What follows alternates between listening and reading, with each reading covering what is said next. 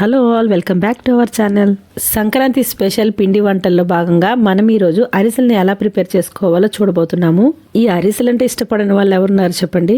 కానీ చాలా మంది ఈ అరిసెలు చేయడం చాలా కష్టం అనుకుంటారు. ఏమి కాదండి, చాలా సింపుల్.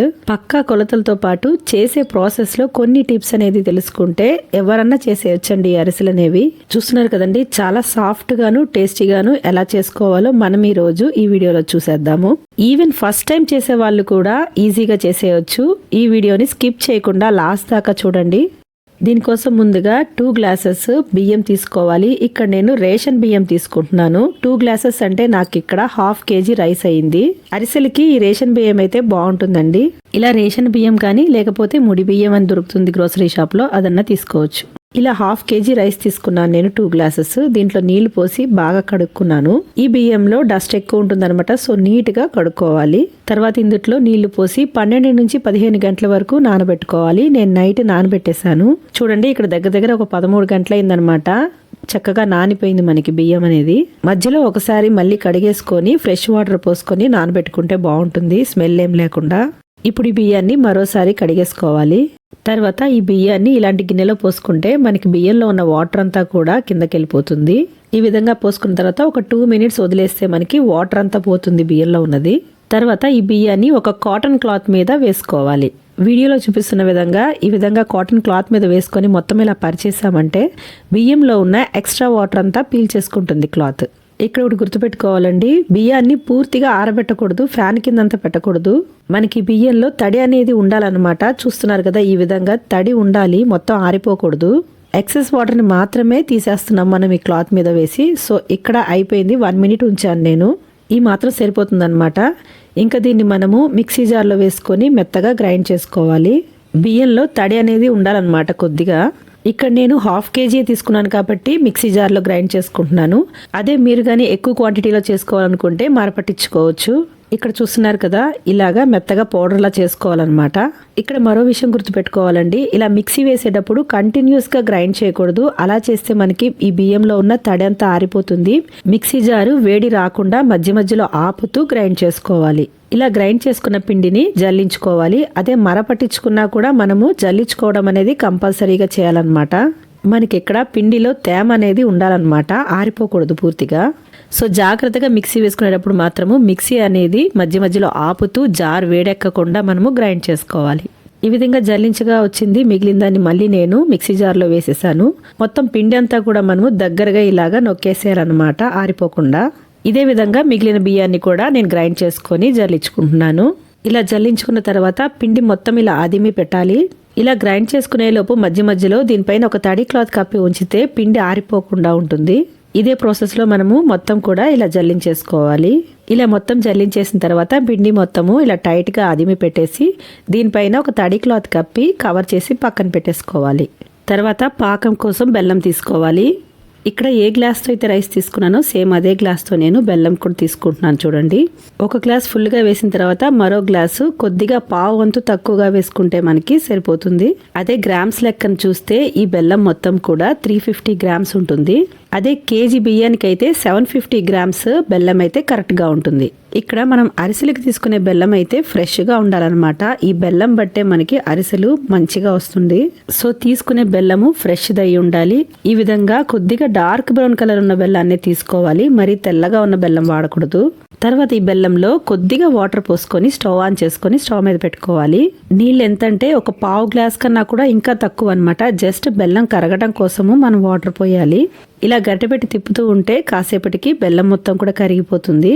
ఇలా కరిగిన బెల్లాన్ని మనము చక్కగా వడగట్టేసుకుంటే అందులో డస్ట్ ఏమన్నా ఉంటే వచ్చేస్తుంది. ఏ గిన్నెలో అయితే మనము పాకానికి పెట్టుకుంటున్నామో ఆ గిన్నెలో వడగట్టేసుకోవాలి. నెక్స్ట్ స్టవ్ ని మీడియం టు హై ఫ్లేమ్ లో పెట్టుకొని ఈ బెల్లాన్ని బాగా మరిగించాలి. అరిసెలకి ఈ పాకమే మెయిన్ అన్నమాట. ఈ పాకం గాని కరెక్ట్ గా వస్తే మనకి అరిసెలు కూడా చాలా బాగా వస్తుంది. సో జాగ్రత్తగా ఈ పాకం అనేది పట్టుకోవాలి. ఇక్కడ చూస్తున్నారు కదా, కంటిన్యూస్గా మనం కలుపుకుంటూ మధ్య మధ్యలో ఇలా వాటర్లో కొద్దిగా బెల్లం వేసి ఇలా చెక్ చేసుకుంటూ ఉండాలి. పాకం అనేది మరి గట్టిగా వచ్చేయకూడదు అనమాట. సో ఇక్కడ ఫస్ట్ టైం చూసినప్పుడు అంత రాలేదు ఇంకా పాకము. ఇలా నీళ్ళలో పాకం అనేది మనం చేత్తో అలా అన్నప్పుడు మనకి ఉండలా ఫామ్ అవ్వాలన్నమాట. సో అలా వస్తే పాకం మనకు వచ్చినట్టు. ఇక్కడ ఇంకా రాలేదు. మళ్ళీ 1 నిమిషం తర్వాత మళ్ళీ ఇంకోసారి చెక్ చేసుకుంటున్నాను. ఈ స్టెప్ అనేది అరిసెలకి చాలా ఇంపార్టెంట్ అనమాట. ఇలా వాటర్లో వేస్తే మనకి చక్కగా ఉండ ఫామ్ అవ్వాలి. అది మధ్య మధ్యలో చెక్ చేసుకుంటూ ఉండాలి. ఇక్కడ చూస్తున్నారు కదండి, ఇలా సాఫ్ట్ బాల్ లాగా రావాలన్నమాట. ఇది మరీ గట్టిగా అయితే అయిపోకూడదు. అలా వస్తే అరిసెలు అంతా బాగుండవు. ఇలా సాఫ్ట్ బాల్లా వస్తే మనకి పర్ఫెక్ట్గా వచ్చినట్టే. సో స్టవ్ని లో ఫ్లేమ్లో పెట్టుకొని మధ్య మధ్యలో ఇలా అయితే చెక్ చేసుకుంటూ ఉండాలి. ఇక్కడైతే పాకం వచ్చేసింది మనకి. ఇంకా స్టవ్ ఆఫ్ చేసేసుకోవాలి. ఇలా స్టవ్ ఆఫ్ చేసేసుకున్న తర్వాత మనము 1 స్పూను యాలక్కాయల పౌడర్ వేసుకొని బాగా కలుపుకోవాలి. ఇప్పుడు వెంటనే మనము జల్లించి పెట్టుకున్న పిండిని అయితే కొద్ది కొద్దిగా వేస్తూ ఇలాగా కలుపుకోవాలి కంటిన్యూస్గా. అదే ఇద్దరుంటే ఒకరు పిండి వేస్తూ ఉంటే ఒకరు కలుపుకుంటూ ఉంటే ఈజీగా ఉంటుంది ప్రాసెస్ అనేది. అదే ఒకరే అయినా కూడా ప్రాబ్లం లేదనమాట. ఇలా మనం కంటిన్యూస్గా వేసుకుంటూ వెంటనే కలుపుకుంటూ ఉంటే పర్వాలేదు. ఈ ప్రాసెస్ అయితే ఫాస్ట్గా చేసేసుకోవాలి. పిండి వేస్తూ కలుపుకోవటం కంటిన్యూస్గా చేసుకోవాలి. పిండి ఉండలు లేకుండా ఎక్కడ కూడా మనము బాగా కలుపుకోవాలి. చూస్తున్నారు కదా, మనకి ఇక్కడ కొద్దిగా ఉండల్లా ఉన్నట్టు ఉంటుంది, కానీ మనం కలుపుకుంటున్న కొద్దీ అది కరిగిపోతుంది అనమాట. ప్రాబ్లం ఏం లేదు. అదే అరిసెలు కొత్తగా చేసే వాళ్ళైతే బియ్యం నానబెట్టుకునేటప్పుడే ఒక చిన్న గ్లాసుడు బియ్యము ఎక్స్ట్రానే నానబెట్టుకోండి. ఎందుకంటే తడి బియ్యం మనకి ఎక్స్ట్రా ఉంటే కూడా మంచిదే. ఒకవేళ ఇలా కలుపుకునేటప్పుడు పాకం కానీ ఇంకా జారుగానే అనిపిస్తే తడిపిండి అనేది ఉంటే ఎక్స్ట్రా యాడ్ చేసుకోవచ్చు. ఇక్కడ నాకైతే నేను తీసుకున్న క్వాంటిటీ అనేది బియ్యము తడిపిండి చక్కగా సరిపోయింది. మనకి ఈ విధంగా మొత్తం కూడా కలుపుకుంటే ఈ కన్సిస్టెన్సీలో వస్తుంది. నెక్స్ట్ ఇందుట్లో ఒక 2 స్పూన్ల వరకు నెయ్యి యాడ్ చేసుకొని మళ్ళీ ఒకసారి బాగా కలుపుకోవాలి. ఇక్కడ మనకి పిండి అనేది మరీ జారుగా ఉండకూడదు, మరీ టైట్గా ఉండకూడదు అనమాట.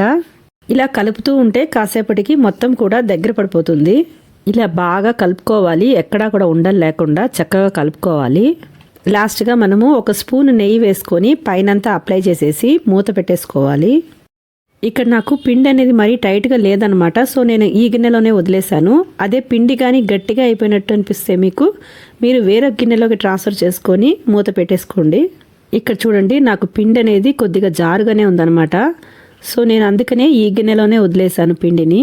మనకి చల్లగా అయిపోయిన తర్వాత సరిపోతుందన్నమాట. మనకి ఈ కన్సిస్టెన్సీలో ఇలా ఉండ ఫామ్ అవ్వాలి చక్కగా. ఒకవేళ మీరు చేసుకున్నప్పుడు పిండి ఏమన్నా కొద్దిగా గట్టిగా అనిపిస్తే మీరు వేరే గిన్నెలోకి మార్చేసుకొని పక్కన పెట్టుకోండి. ఇది వేడిగా ఉన్నప్పుడే చేసుకోవాలని ఏం లేదండి, కొద్దిగా ఆరిపోయాక కూడా చేసుకోవచ్చు. సో నేనైతే ఇక్కడ ఒక 1/2 అవర్ తర్వాత చూడండి చక్కగా మనకి ఆరిపోయింది, దగ్గర పడిపోయింది. ఇక్కడ చూడండి మనకి పర్ఫెక్ట్గా వచ్చిందనమాట కన్సిస్టెన్సీ చక్కగా. తర్వాత కొద్దిగా పిండి ముద్దలు తీసుకొని ఇలా ఆయిల్ షీట్ మీద ప్రెస్ చేసుకోవాలి. ఇలా ఒత్తుకునేటప్పుడు మరీ మందంగా ఒత్తుకోకూడదు, మరీ పల్సగా ఒత్తుకోకూడదు అనమాట. మీడియంగా ఒత్తుకోవాలి. ఇక్కడ చూస్తున్నారు కదా, ఈ మాత్రం మందం ఉంటే సరిపోతుంది. అలాగే మనం మిగిలిన వాటిని కూడా చేసుకోవాలి. ముందుగా బాల్ని ఎక్కడ క్రాక్స్ లేకుండా మనం రౌండ్ చేసుకొని తర్వాత ఈ విధంగా ప్రెస్ చేసుకోవాలి. ఇలా మనం అరిసెలు ఒత్తుకున్న టైంలోనే ఆల్టర్నేట్గా మనము స్టవ్ ఆన్ చేసేసుకొని కడాయి పెట్టేసుకొని అందులో ఆయిల్ పోసుకొని మరిగించుకోవాలి. తర్వాత నూనె వేడెక్కిందో లేదో చెక్ చేసేసుకోవాలి. ఇలా కొద్దిగా పిండి ముద్ద వేసి నూనె వేడెక్కిన తర్వాత మనం ఒత్తుకున్న అరిసెను వేసుకోవాలి. అన్నిటినీ ఒకేసారి వేయకూడదు. ఒకదాన్ని వేసి అది కొంచెం పొంగి పైకి వచ్చిన తర్వాతే మరొక దాన్ని వేయాలి. ఇలా ఒకవైపు ఫ్రై అయిన తర్వాత మనము రెండో వైపుకి టర్న్ చేసుకోవాలి. ఇప్పుడు నేను మరొక దాన్ని కూడా వేసుకుంటున్నాను. ఇలా వేసిన వెంటనే గరిట పెట్టి తిప్పకూడదు. అలా తిప్పితే అరిసెలు అనేవి చిరిగిపోతాయి. వాటంతట అవే పొంగి మనకి పైకి వచ్చిన తర్వాతే మనము రెండో వైపుకి టర్న్ చేసుకోవాలి. ఇక్కడ చూస్తున్నారు కదా, మనకి మంచిగా పూరిలాగా పొంగింది. సో అరిసెలు అనేవి ఇలా పొంగితేనే కరెక్ట్గా వచ్చినట్టు అనమాట. ఇప్పుడు ఫస్ట్ వేసింది ఫ్రై అయిపోయింది. సో తీసేద్దాం దాన్ని ఆయిల్లోంచి. ఇలా తీసేటప్పుడు మనము గరిటెతో మరొక గరిటె పెట్టి ప్రెస్ చేసి ఈ విధంగా నూనె అంతా తీసేసి తీసుకోవాలి బయటికి. అలాగే మరొక దాన్ని కూడా ప్రెస్ చేసి తీసేస్తున్నాను. మనం తీసుకున్న ఆయిల్కి సరిపడా మాత్రమే వేసుకొని ఫ్రై చేసుకోవాలి. ఒకేసారి అన్ని వేసి ఫ్రై చేయకూడదు. ఇలా బయటికి తీసిన అరిసిని వెంటనే మనము అరిసెలు ఒత్తుకునే పీట మీద పెట్టి ఎక్సెస్ ఆయిల్ మొత్తం కూడా నొక్కేసుకోవాలి. నా దగ్గర పీట లేదనమాట. సో నేను ఇలాంటి జల్లెడ ప్లేట్లో పెట్టుకొని ప్రెస్ చేసుకుంటున్నాను. ఇక్కడ మరీ గట్టిగా ప్రెస్ చేసేయకూడదు. జస్ట్ పైన ప్రెస్ చేస్తే సరిపోతుంది. ఎక్సెస్ ఆయిల్ అంతా బయటకు వచ్చేస్తుంది. ఈ అరిసెలకి పైన నువ్వులు అద్దుకోవాలనుకుంటే ఒక గిన్నెలో ఇలా నువ్వులు తీసుకొని అందుట్లో కొద్దిగా మజ్జిగ గాని పాలు గాని ఒక 1/2 స్పూన్ యాడ్ చేసుకొని ఈ విధంగా ఒత్తుకోండి. నువ్వులు అనేవి నూనెలో వేస్తే అసలు బయటికి రావన్నమాట ఇలా చేస్తే. అదే మజ్జిగ యాడ్ చేయకుండా నువ్వులు గాని అద్దితే మనకి నూనెలో వేసిన వెంటనే ఈ నువ్వులంతా బయటకు వచ్చేస్తుంది విడివిడిగా. నేనైతే ఇక్కడ నువ్వుల్లో ఒక 1/2 స్పూను మజ్జిగ యాడ్ చేసుకొని ఈ విధంగా ఒత్తుకుంటున్నాను. ఇప్పుడు మీరు గమనించవచ్చు, ఇవి నూనెలో వేస్తే మనకి అస్సలు నువ్వులు అనేది బయటికి రాదనమాట. ఒక్కటి కూడా చూస్తున్నారు కదా, నువ్వులు చక్కగా దానికి అతుక్కొని ఉన్నాయి. అరిసెలు కూడా మంచిగా పూరిలాగా పొంగుతుంది. ఈ విధంగా నువ్వులు కావాలంటే పైన ఇలా అద్దుకోవచ్చు, లేదంటే మనం పాకం పట్టేటప్పుడు కూడా నువ్వులను అందుట్లో వేసేసి కూడా చేసుకోవచ్చు. ఇదే విధంగా మనము అన్ని అరిసెల్ని ప్రిపేర్ చేసేసుకోవాలి. ఇలా తయారు చేసుకున్న అరిసెల్ని కింద ఒక టిష్యూ పేపర్ వేసుకొని ఇలా ఆరబెట్టుకోవాలి. ఎక్స్ట్రా ఆయిల్ అంతా పీల్చేశాక మన అరిసెలు ఆరిపోయిన తర్వాత స్టోర్ చేసి పెట్టుకోవాలి. చూస్తున్నారు కదా, సాఫ్ట్గా టేస్టీ అరిసెలు రెడీ అయిపోయినాయి. సో అరిసెలు రావు అనుకునే వాళ్ళు కూడా ఇప్పుడు నేను చూపించిన ప్రాసెస్లో ఒకసారి ట్రై చేసి చూడండి. ఒకటి మాత్రం గుర్తుపెట్టుకోవాలి, తీసుకున్న బెల్లము మంచిదై ఉండాలి, అలాగే పాకం కూడా కరెక్ట్గా పట్టుకుంటే మనకి ఇలాంటి సాఫ్ట్ అరిసెలు చాలా ఈజీగా ప్రిపేర్ చేసేసుకోవచ్చు. మరి ఇంకెందుకంటే లేటు, మీరు కూడా ఈ సంక్రాంతికి తప్పకుండా ట్రై చేసి మీకు ఎలా వచ్చిందో నాకు కామెంట్ చేయండి. వీడియో నచ్చితే లైక్ చేయండి, అలాగే మీ ఫ్రెండ్స్ అండ్ ఫ్యామిలీ మెంబర్స్కి షేర్ చేయండి. ఇంకా ఈ వీడియో గురించి మీ అభిప్రాయాన్ని కామెంట్ చేయండి. మీరు చేసే కామెంట్స్ మాకు ఎంకరేజ్మెంట్గా ఉంటుంది మరిన్ని ఇంట్రెస్టింగ్ రెసిపీస్ చూపించాలని. సో మీ సజెషన్స్ మాకు చాలా valuable. Please do comment and don't forget to subscribe our channel. మరో ఇంట్రెస్టింగ్ రెసిపీతో మళ్ళీ కలుసుకుందాం. Thank you for watching. Have a nice day.